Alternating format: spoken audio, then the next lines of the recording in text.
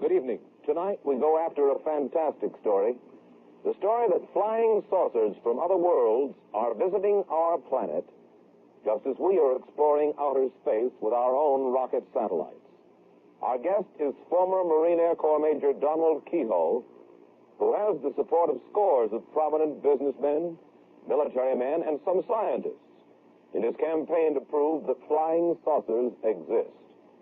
If you're curious to know why Major Keyhoe charges that the United States Air Force is deliberately deluding us when it calls saucer stories the bunk, if you want to hear his own evidence the saucers are real, and his reaction to the claim of two Americans who say they've spoken with men from Venus, Major Donald Keyhoe is the director of the National Investigations Committee on Aerial Phenomena. As head of this private group interested in flying saucers, he's repeatedly attacked the United States Air Force and others for claiming that flying saucers are apparently flights of fancy and not flights by Martians or men from the moon. Independent surveys show that millions of Americans do share his belief in these celestial saucers. Major Keyhoe, first of all, let me ask you this. Most people in the United States, in spite of the fact that I say that millions do believe, I think you will agree that most people in the United States don't believe in flying saucers from outer space. They probably hold the view of columnist Bob Considine, who wrote that flying saucers are products of, for the most part, quote, pranksters, half-wits, cranks, publicity hounds, fanatics in general, and screwballs, end quote. How do you feel about Mr. Considine's charge? Well, I know where he got the story. He got it from Colonel Watson out at the Air Technical Intelligence Center in Dayton. In fact, the colonel went even a little farther, and he said behind every sighting was an idiot, a crackpot, a religious fanatic. That included a lot of high-ranking Air Force pilots, incidentally, and many airline captains, people who were qualified to see these things. But he's just following out an Air Force policy. Well, now, you're not suggesting that Bob Considine is in the pay of the Air Force. He's an independent newsman with a considerable reputation. I mean the colonel. No, I have every respect for Bob Considine. In spite of the fact that he suggests that pranksters, half-wits, and screwballs are responsible for the stories about flying saucers. Well, I wish I could show him any time a list of about 800 witnesses, some of the big names in aviation, including up to the rank of colonel in the Air Force. They're still flying, and they're still carrying passengers. They've never been grounded. They're still guiding airliners in, the radar men are, night after night, bad weather. If they're screwballs and incompetents, why are they still on the job? Major Keyhoe, where do you think flying saucers are coming from? I don't know. There is an indication that they could be using Mars as a base. I don't mean they originate there, but every time Mars has approached us in the last 10 years, there's been a noticeable increase in saucer sightings. And that's been mentioned officially. In fact, the Canadian official project, on the basis of that, set up an observation station in Canada. You say the Canadian official project. Well, what do you mean by the official? There was an official project called Project Magnet. They set up an observatory at Shirley Bay to try to track these things. And what happened to the official project? You say there was a project. Yes, they ran for about a year, and they had one sighting on a gravimeter, which indicated that something, a very large object, had flown over there. But they finally decided they were spending a little too much money on it, I suppose. Well, certainly they wouldn't have thought that they were spending too much money on it if they believed that that kind of phenomena existed.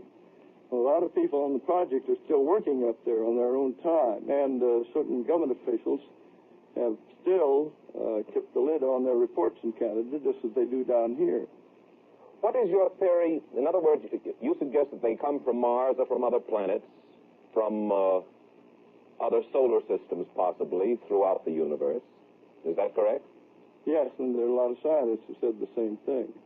What is your theory as to the kind of people who fly these, or the kind of beings who fly these saucers? Well, that's speculation. Willie Lay said recently they'd be just like the man next door, the invaders from space, and his reasons may be good. But most of the top scientists have said that the odds are that beings from other worlds would not be like us. Some of them would be. Dr. Harlow Shapley, for instance, said that there probably were at least 100 million inhabited planets in the universe. And Menzel, who doesn't believe in saucers at all, says that he goes that high or even higher. And among those, there must be, by the law of averages, a certain number of planets that would be like the Earth. And if evolution started at the same time, why, you might have the same type of being. What do you think are the intentions of these people, for lack of a better name, of these people who are in these flying saucers? Well, there's been no evidence of any hostility during the last 10 years, what we call the modern phase. There have been sightings before then. There have been some accidents, Air Force pilots chasing these things. Captain Mantell was killed chasing one in 48, and two pilots disappeared chasing one in 53 over Lake Superior. But I think those were just accidents. Just accidents. Why don't they try to communicate with us? What's your theory about that? Well, I'll follow some of the theories the Air Force people have said. They suggested to me back in 52 and 53, at which time we were cooperating. I had a lot of very good friends in the Air Force at that time. The policy was to give out the information. They were about to tell the people everything they had. And the theory was then that perhaps these beings were so much different from us that communication would be a very hard thing. They might not, for instance, have speech sounds like ours. Mm-hmm. That's one answer. Another thing, they might not be able to exist in our atmosphere. We're going to land on the moon, we'll have to wear spacesuits or else build air-conditioned buildings up there, air-pressured. There could be lots of factors like that. Well, do you think they're down here when we do see them to look at us? I think that it's probably a long-range survey. A long-range survey? That's right. And yet no attempt, as far as we know in any case, of communication with us. There have been claims of communication, but most of those have been by individuals. The Air Force has not admitted that there's ever been one, and I don't know, our committee hasn't found any cases that we would accept as absolutely verified. All right, now, let's go at it from another point of view, if I may, the Air Force point of view. They agree, undoubtedly, objects have been seen in the sky. But the Air Force has said time and time again, and this is a quote from Richard Horner, Assistant Secretary of the Air Force for Research and Development, all but a small percentage of these reports of unidentified flying objects have been definitely attributed to natural phenomena that are neither mysterious nor dire, end quote. Weather balloons, mirages, ordinary sky phenomena like meteors, airplanes themselves. What about that? I'll answer that, but I'd like to make several points doing it. In 1947, the Air Technical Intelligence Center at Dayton, the top Air Force intelligence men and scientists under contract, sent a secret document to the commanding general of the Air Force saying that whatever these things were, they were real. In 1948, ATIC, the same group, sent a top-secret estimate to the commanding general, Hoyt Vandenberg, said these were interplanetary spaceships. In 1952, there was an intelligence analysis of the maneuvers of these things, as seen by radar, triangulation, radar photographs, and in 1953, the Central Intelligence Agency and the Air Force had a special panel of scientists meet at the Pentagon to tell them what to do. And after they got through, this group said, you don't have proof that these things exist, not scientific proof, but you have a very strong circumstantial case. We suggest you quadruple the investigation, set up special observation posts, and in the meantime, release everything you've got to the American people. Now, you've got 4 documents there that they've been sitting on all this time. And they have been spending a lot of money investigating flying saucers. If they don't exist, why the money? Why did the intelligence teams rush out every time there's a sighting? Now then, you have mentioned 4 documents that you claim exist. We've heard in the past that you have claimed that these documents existed. We've seen your literature in which you talk about the existence of those documents. So we spoke with the Air Technical Intelligence Center at the Pentagon earlier this week, and this is what we were told officially by them. 3 of the 4 documents Major Keyhoe refers to simply do not exist. The 4th document does exist. You can have a copy of it, Mr. Wallace, and you can see that it doesn't say what Major Keyhoe claims it says. We have a copy of it, and I quote to you from the copy. The Air Force document says just this: the panel recommends that the national security agencies take immediate steps to strip the UFOs of the special status they have been given and the aura of mystery they have unfortunately acquired. We suggest an integrated program designed to reassure the public of the total lack of evidence of inimical forces behind the phenomena. And again, as I point out, Secretary Horner says it simply ain't so. Now, why?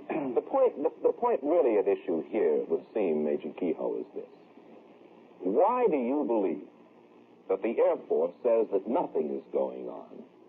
Why do you believe that it's a fairly serious charge. I know it is. You make the charge that the United States government is withholding from the people of the United States certain very important information.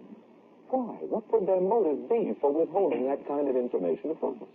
Well, I'll answer that, but I would also like to show you some proof that they are withholding it.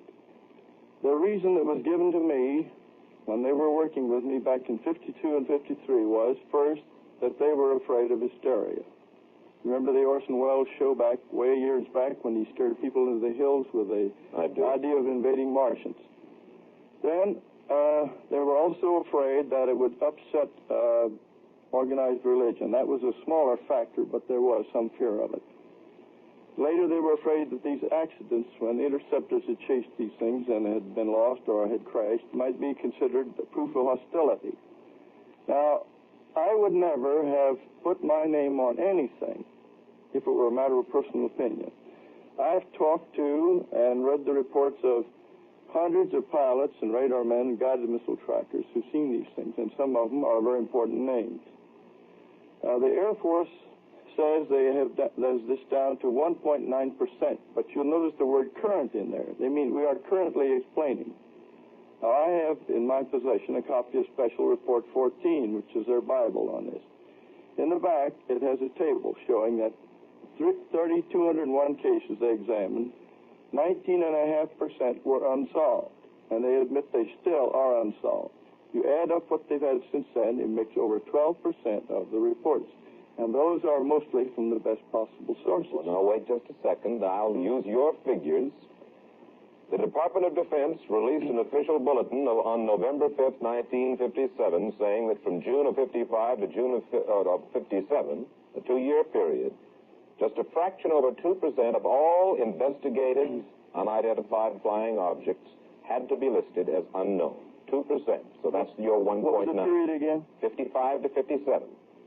The rest were determined to have been balloons, airplanes, hoaxes, and a category about 12% called insufficient information, which means that the report was so flimsy that there was simply nothing to check on.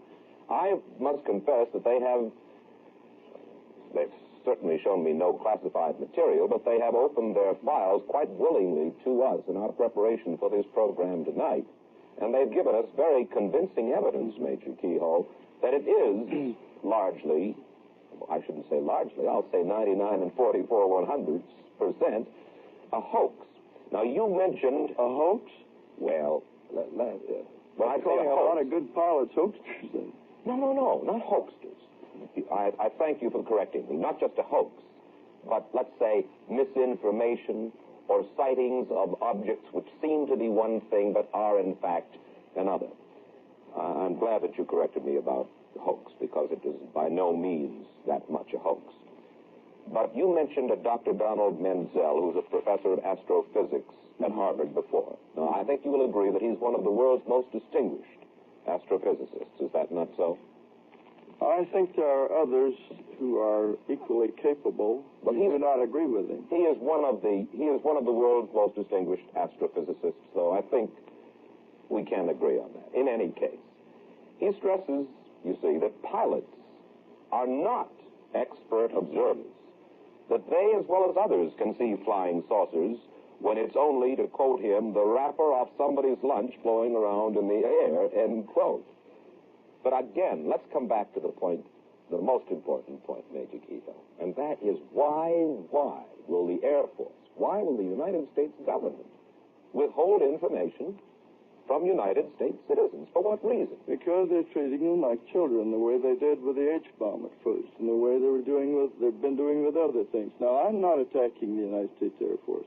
I'm attacking a small group in there that has been persistently keeping this from the public, just as they've kept other things. For a long time, you couldn't even mention the idea that we could be hit by missiles from submarines from the Gulf and from both coasts very easily. I knew that years and years ago and tried to get it out, and at the time was discouraged about it. Now, you mentioned this denial of these documents. Now, I'd like to tell you something that happened on the Armstrong Circle Theater. I had requested that those points be in the script, and I was discouraged from it at first by their writer. Then later, some of our Board of Governors insisted that we have those points included. So I said, either I don't go on or we have those in there. So I said, all right. So the script was completely rewritten. Now, those were in the script as it was first rehearsed, but when the second rehearsal came along, and the Air Force saw the mimeograph sheet, the Air Force representative, according to the Armstrong writer, said they would immediately deny it on the air, even though it meant denouncing their own former project chief. Now, the source for this is Captain Edward Ruppelt, who was the head of Project Blue Book for 2 years, and at that time he was considered good enough that he briefed President Truman on these things. Mm-hmm. He was the top man. Rank didn't mean anything. It's your experience that counted. All right. He says these things existed. He put it in the book, which was cleared by Security and Review in the Air Force. On December 5th, 1955, that was cleared. It's in his book. He's never been hauled in court-martialed.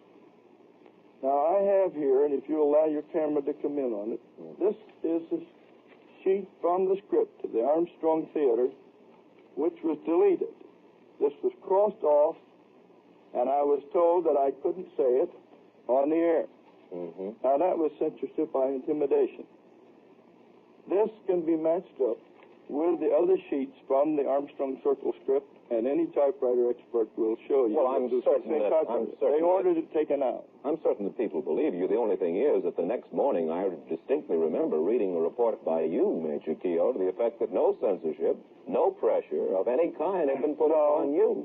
I'm sorry, Mr. Wallace. I know that statement almost by heart. Yes. I said that CBS and the Armstrong people were not to blame for cutting me off the air when I tried to mention the fact that a Senate committee was working on the secrecy angle.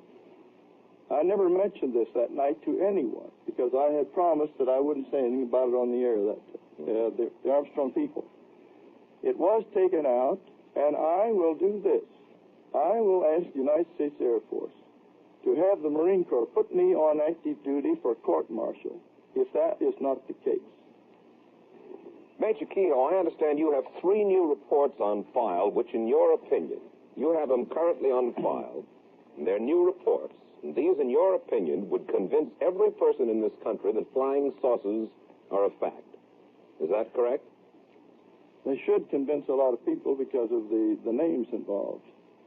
Tell us about it. I told your interviewer in Washington that I couldn't mention the names because they were too high. One of them is a top scientist in this country whose name would be known to everybody. Well, why wouldn't he want his... Because he's afraid of the official ridicule. He's afraid of official ridicule? That's right. More afraid of official ridicule than of possibly alerting the country to a serious national danger? You'd be surprised how many people give us reports and they say, please keep my name confidential. Well, I'll give you one report which came to us. The name has to be left out. In 1951, a UFO circled the fleet in Korean waters. It circled it at high speed, and they launched several planes to try to get a close in on it. They got a radar lock on. That is, the radar was guiding the planes toward the object. Mm-hmm. This was picked up by radars on 14 naval vessels. This object circled about, for half an hour or more, and then it took off at the speed way over in excess of 1,000 miles an hour. Mm-hmm. This report was certified, and 9 members of our Board of Governors saw it, signed it, and agreed that they had seen it, and agreed to the contents. Yeah. There is another report that just came in from 4 top missile designers or engineers at one of the big plants in this country.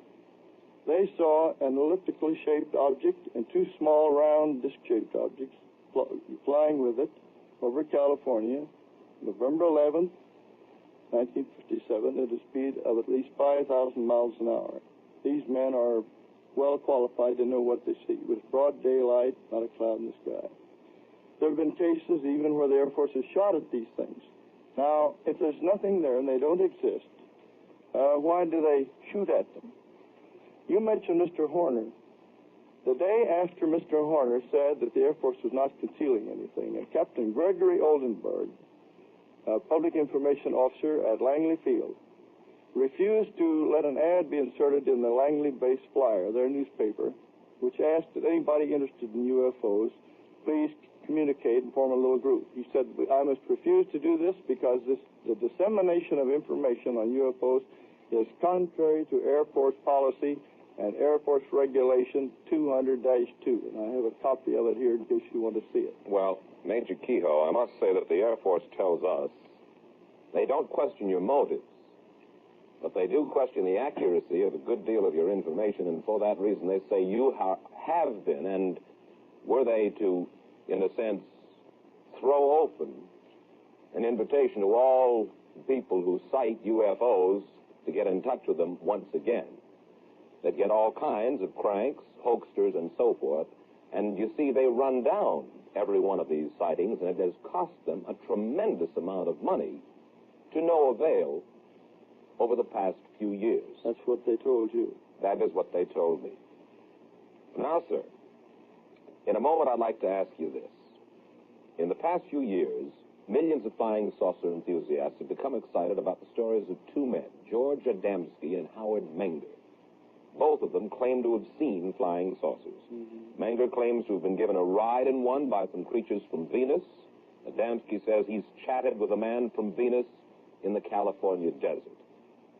I'd like to get your reaction to those stories, and we'll get Major Keyhoe's reaction in just 60 seconds. All right, Major, about George Adamski and Howard Menger, both men claim to have talked with men from Venus. Menger claims that he's even taken a ride on a flying saucer. Do you believe him? No. You think they are hoaxsters? We do not accept any reports of these so-called contactees without more evidence. We've asked them to submit their claims and take lie detector tests. We don't throw them out. We simply say we'll give you a fair chance. I think that's the least important part of the picture. The most important part is the weight of evidence from hundreds of competent people. And I'd like to name a few. Captain Richard Case, American Airlines. Captain C.S. Childs, Eastern Airlines. Captain T. Kravitz, TWA. Robert Dickus, TWA. Colonel Donald J. Blakesley, U.S. Air Force, a wing commander. Mm-hmm. I could go down a list of people who know what they're doing, and they're still on duty, they're still flying. Major Keyhoe, what would you like to see done about flying saucers that is not currently being done? What steps would you like to see taken? I think the American people should write to their congressman and insist that open hearings be held by the Senate Committee on the Permanent Committee on Government Operations, which has been looking into this for 6 months. An Air Force spokesman told us this last week. He said members of the Senate subcommittee have talked with us already, and they have shown no interest in conducting any hearings on this issue. I talked with the chief investigator within the last 2 weeks. I gave him a lot of information, and I gave him data on one case where an airliner was sent to chase one of these things, and the passengers kept in ignorance of it at that time. That involves 2 government agencies besides the Air Force, which has refused to release the report. Mm-hmm. And I'll say this: if the committee were to get Ruppelt, Major Fournet, several colonels who were on that time, Major General Garland, who was on the project, it would be a big revelation because the Air Force is simply treating the American people like children. They don't trust them with the facts. You know, here is an interesting question, Major. The United States and Russia have started sending satellites into the sky, and we may be hitting the moon with a rocket soon, possibly Mars. You believe that creatures from outer space have space stations on Mars. What's going to happen when we start firing rockets at the moon or at Mars? That question's already been brought up. We expect to have a base on the moon within the next 5 years. It's possible that there is a base on there. I don't say with any proof of it. Is it possible we're going to start an interplanetary war when we start sending our rockets to the moon and to Mars? In 1955, General Douglas MacArthur said the next war would be an interplanetary war, and we'd have to unite against people from other planets. One last question, Major Keyhoe. Have you ever seen a flying saucer? I've seen them tracked on radar, but I take the word of about 800 of the best witnesses in this country and abroad. But you yourself have never seen a flying saucer? I've just been a reporter, and a careful one. Thank you very much, Major Donald Keyhoe. As you've just heard, the flying saucer controversy is deadlocked in contradictory statements and interpretation of facts. As for Major Donald Keyhoe himself, like most of us, he's never seen a flying saucer, which may just make him like a mystic who's never seen a ghost. But one must give him credit. He has much faith.